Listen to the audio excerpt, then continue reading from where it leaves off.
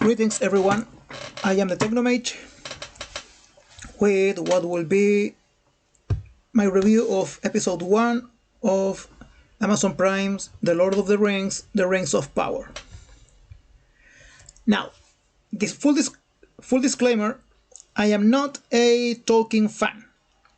Yes, I watched the Peter Jackson trilogy, which I enjoyed enormously. I watched the Hobbit trilogy, which was good. I read the Hobbit book, which is very good, and I also read the Sons of Húrin, a book that I actually own. That one I didn't like that much, so I don't possess a complete knowledge of all the Tolkien lore. I'm not one of these fans who are proper Tolkien scholars who know all the history of this universe, know every character, the name of every character. They know the whole timeline of events of everything that ever happened in this universe by memory. I'm not that kind of Tolkien fan. I will be a very casual Tolkien fan in that regard. But even a very, very casual Tolkien enjoyer like me can tell that this piece of garbage is a piece of garbage. Alright? So without further ado, I'm going to get to it. So, we start the episode. So, by the way, I'm not going to narrate every single scene like I do with my She-Hulk reviews, because that will take me too long, because She-Hulk is like 30 minutes long, and with my review I try to be concise, and still my videos are like half an hour long, and the Rings of Power episodes are 1 hour long, so I'm going to try to make this short. And anyway, the most I'm going to talk about are the details on this episode, because, well, I will show you in a minute. So we start with the episode with many centuries ago in Valinor, with a very young Galadriel who's playing on a field alongside other children, and we immediately start with something that I really didn't like about this. Why is a clearly underage girl, who clearly is not older than 11 years old, and I'm referring to the actress who plays child Galadriel, not Galadriel herself, but why is this young little actress wearing such a see-through dress? Like, seriously, what the heck is this? So anyway, Galadriel builds a little boat, and the children immediately start throwing rocks at her paper boat. Why exactly? I mean, there are also elf bullies. I mean, aren't elves supposed to be like beyond that kind of thing? Like, we humans do that, but elves? Even elf children? I mean, and for what? Oh, Galadriel, you're so dumb for building this actually beautiful paper boat that unfolds and becomes this swan or something. Oh yeah, this will teach you, Galadriel, to make beautiful things. This makes no sense. Then we meet Galadriel's one of her older brothers, and by the way, again we face another ugly thing. What the heck is wrong with his makeup? His face looks awful. I mean, when it doesn't look natural. I mean, yes, sure, the elves are not supposed to look, quotes, natural, quotes. I mean, they are supposed to be magical and ethereal and beautiful beyond human comprehension, but he doesn't look beautiful beyond human comprehension. He looks weird, really, really weird. But truth be told, not everything is bad on this episode, at least. The visuals are gorgeous. Here we have a panoramic view of Valinor, the land of the elves on the far west, and look at this. This looks beautiful. This is gorgeous. I wish I had a very big printer so I can print this and hang it on my wall. This alongside this, the two trees of Valinor, who in the distant past of Middle Earth, as far as I know, these were the sources of light for the world, because on those times, those really really old remote times where only the elves supposedly were alive, there was no sun and no moon. They had these two trees to provide light.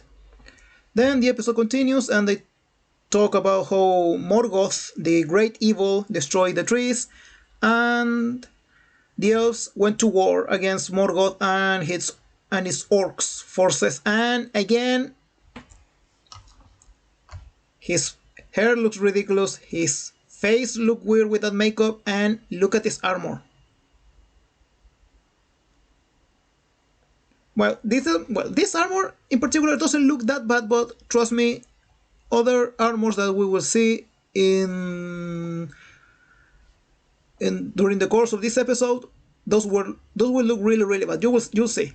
So just go to war, and again, beautiful visuals. We have this really really smashing scene of the war, the elves fighting the orcs, and the giant eagles fighting these dragons that in the future the Nazguls are going to ride. I mean, this scene was incredible. And here we are, this really big battle and everything. But then we find out that Galadriel's brother is dead, and she's really really sad. And again, this makeup look bad. I'm sorry. This does this. I mean, this looks like makeup. I mean, yes, I know that makeup is supposed to look like makeup, but elves don't wear makeup, right? So why can I can tell that this is makeup? This is supposed to look like her natural face, her natural beauty, because elves are supposed to be naturally beautiful, and Galadriel is supposed to be the most beautiful elf in the whole world. So why can I mean this looks sloppy. And Galadriel goes to war and she begins hunting Sauron. Then, together with her company, which are really reluctant to follow her to the far edge of the world on the far north, they find this really old fortress where Sauron's orcs were gathering by the end of the war, and her, which I assume is her second in command, tells her that others had been here before and they didn't find anything. That's because they didn't have Galadriel, because Galadriel looks into a wall and she immediately knows that wall is fake and it is a door leading to another place. Because of course she will see what nobody else could see. And she discovers that effectively there is a really strong possibility that Sauron was actually there, because she finds his sigil on a stone anvil. But while she was concentrated on this matter, because she wasn't paying attention to her men her whole company are getting their arses handed to them by some frost troll. But here comes Galadriel, and she alone defeated it. A group of like, I think they were, Galadriel and that other elf were looking at that secret room. So the rest of the group, I think they were like maybe 6 or 7 elves. No, they are a even number. No, I think then if they are 10, then yes, 8 elves. 8 elves versus the frost troll, and they were getting their arses handed to them. But Galadriel goes alone, and she defeats it alone, like she's some Mortal Kombat character. Or no, sorry, the Killer Instinct. She literally did a ultra combo against this frost troll, and she defeats it alone.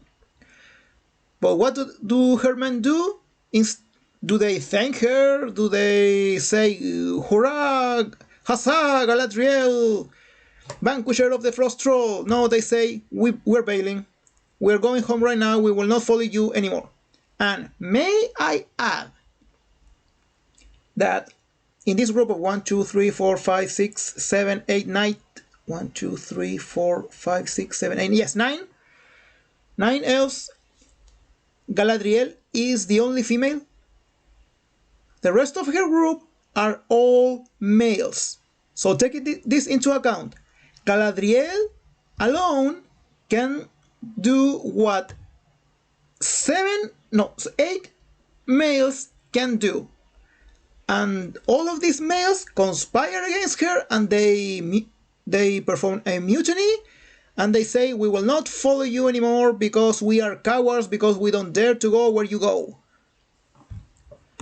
So we go back to Lindon, capital of the High Elves, and again, beautiful scenery, beautiful visuals. I mean, this is gorgeous. And we meet Elrond, who is another character with a ridiculous hairdo and a really, really bad work of makeup. I mean, this looks unnatural. We saw, for example, in the Peter Jackson trilogy, we saw Galadriel, we saw Legolas, we saw Arwen and Elrond, older Elrond, and their makeup work was flawless. I couldn't tell that they were actually wearing makeup. I look at them and I believe, yes, they are this beautiful because they are elves. But here I can tell he's wearing makeup. I'm not supposed to be able to tell that he's wearing makeup. And may I remind you that this series is supposed to be the most expensive TV/streaming series ever. They are investing like what, 10 or between 10 and 50 million dollars on each episode, and they couldn't hire a proper makeup artist.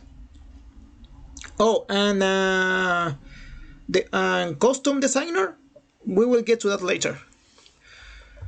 And he meets with Galadriel, who has returned, and Galadriel and Elrond is happy to see her again. And she's not happy to be there because she wants to go continue to hunt Sauron. By the way, Galadriel not being happy, get used to it.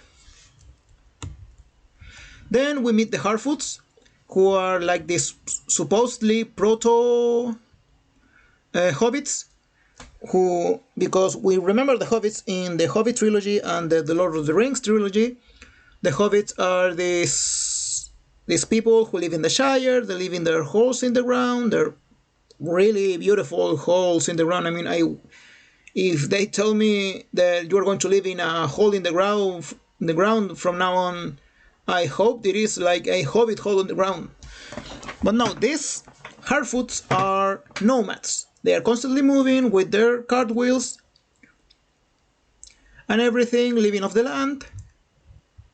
And we meet our second protagonist of this series. Yes, by the way, we're going to have that same split narrative that we had on the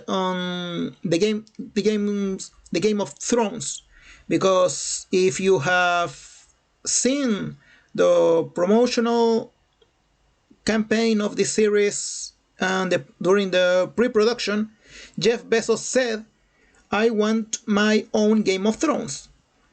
So we are going to take many point. So the production of this series took many pointers of the Game of Thrones series, and one of them is that we have many protagonists having their own story told at the same time.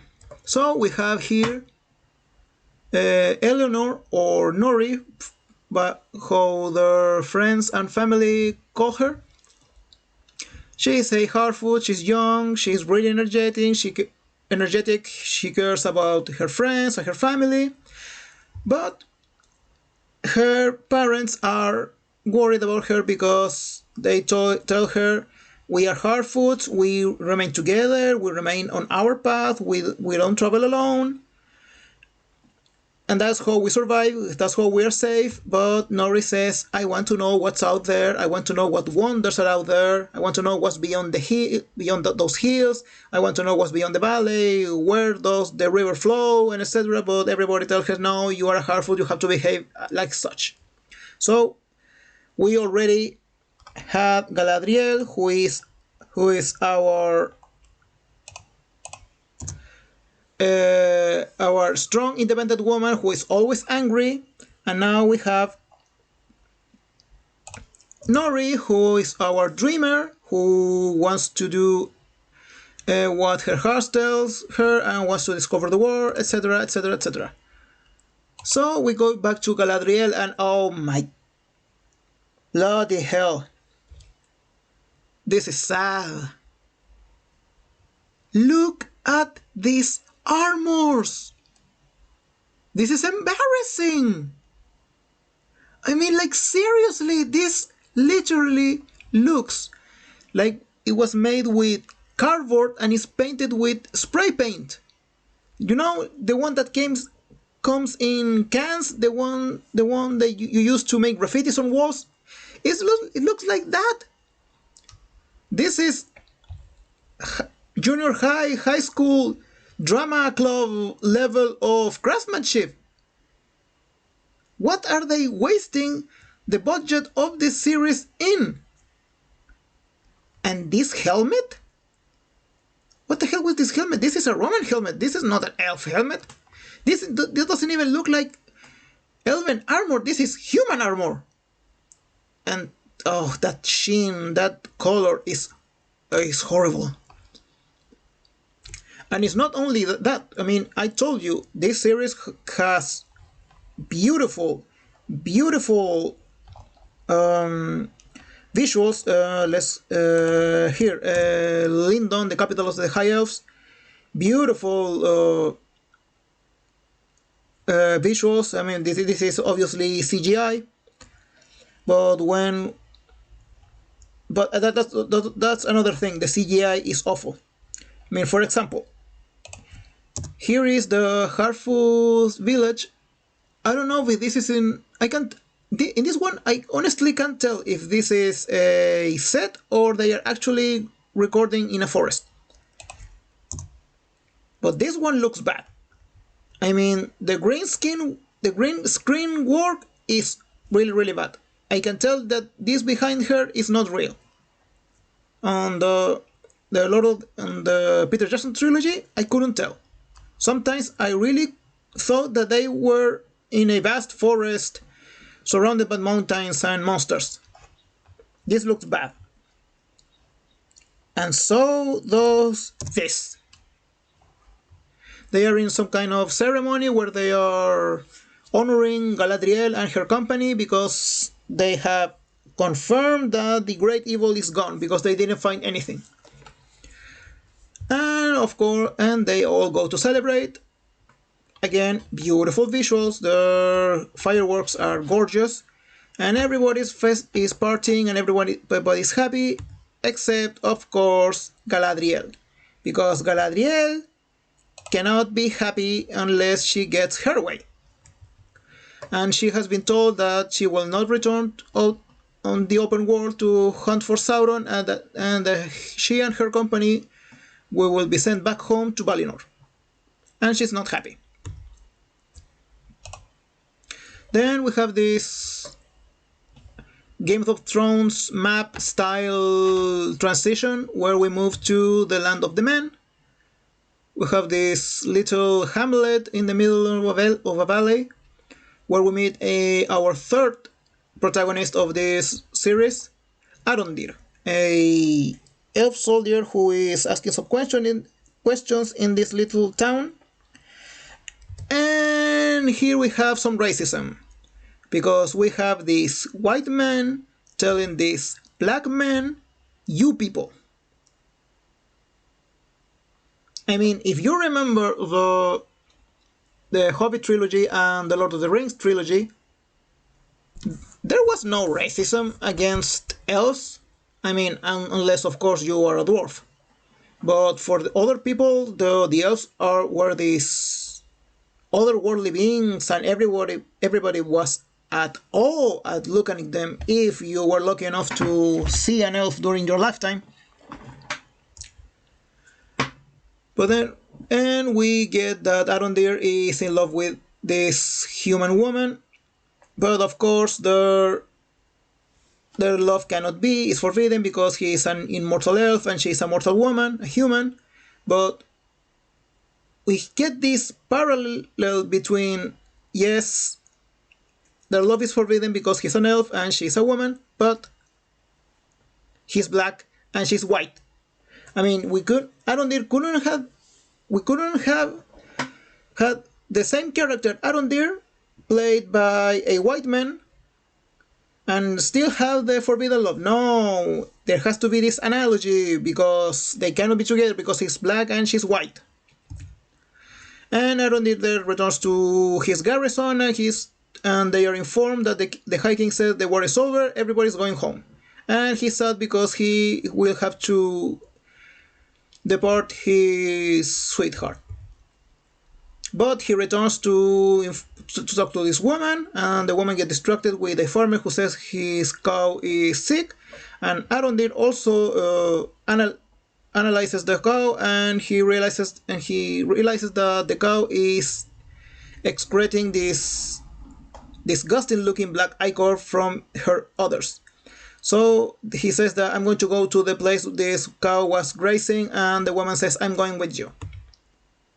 And the woman's son, who, by the way, I didn't took a image of the healer woman's son's face, but as you saw, the woman is white, but her son has a darker complexion than her. So is that supposed to mean something? We will see. Oh, and by the way, Arondir's armor looks awful as well. I mean, what is this? Leather? Some kind of something? And the woman healer's son and a friend, by the way, the same one who was berating Arondir at the bar, they snooked inside the barn of some old man, and they discovered a secret stash. And in the secret stash, the son discovered this sword handle that has Sauron's sigil. And then we know why Arondir is stationed with that garrison in that valley, because in that valley there used to be, in the distant past, during the Morgoth War, in that valley lived humans who sided with Morgoth. So these elves had been stationed there and watching the humans to make sure that these humans don't do something horrible again. Then we go back to Galadriel, who is traveling back to Valinor with her company on this boat, and again, look at these armors! They look awful! I mean, this is supposed to be metal. Why it's not shining? Do you remember, for example, the armor the Gondor soldiers wore on the Peter Jackson trilogy? that armor looked like actual metal. This doesn't look like metal. And also, this CGI is really bad. Obviously, they are not going to. I know this is as I said, they are not going to have all these actors in a boat in the middle of the ocean to record this scene, but I mean, why not? They have done something like that before, and they have this huge budget. How couldn't they not do something like that? I mean, it didn't have to be. Can they build like this a really big pool and create fake waves to make the boat rock a little bit and make this look more real? Because this looked really bad. Then we go back to Lindon with the High King and Elrond, and they discuss that they actually believe Galadriel that Sauron is still out there, but they decide to conspire behind her back and send her home. And while Galadriel is sent back home, practically as a punishment for defying the High King, Elrond, who technically betrays her friend, he gets rewarded, and he will work with Lord Celebrimbor in some special project, which I suppose is going to be the creation of the 3 rings of power that are owned by the elves. And we met the man itself, Lord Celebrimbor, and if you already seen him on promotional work for this series and the memes are right, he looks like Professor McGonagall from Harry Potter.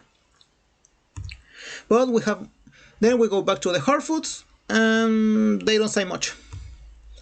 Then we go back to Arondir and his sweetheart, and they are going to the place where the cow was supposedly racing and where she probably got sick. And we have more of their feelings and their love, and how she's the only one who has been kind to him on this place. I mean, he's an elf. What, you haven't, you are what, 1,000 years old? You're less than a century here. I mean, for you, this was what, a couple of months of duty? And then we go back to Galadriel, and have they really been standing there on that boat this whole time? The whole journey? And we are treated some actually really beautiful visuals. They are approaching the veil that separates Valinor from the rest of the world. We have these birds flying around the boat, and they start hearing the music that comes from Valinor, welcome them home. But then the danger approaches. We have a meteor that crosses the sky, and that all the other protagonists says the Harfoot sees it, Arondir sees it, the High King and Elrond sees it, and Galadriel remembers some words that her brother told her, that you don't know what the light is until we have touched the darkness. And honestly, I don't know what the heck does that mean, but it means that she has to jump the boat and return to Middle Earth. And back with the High King. The High King picks up a leaf that fell, and when he looks at the leaf is infected with what looks like to be the same black ichor that the cow was sick with. And then we have a closer look to the meteor, and there is a man.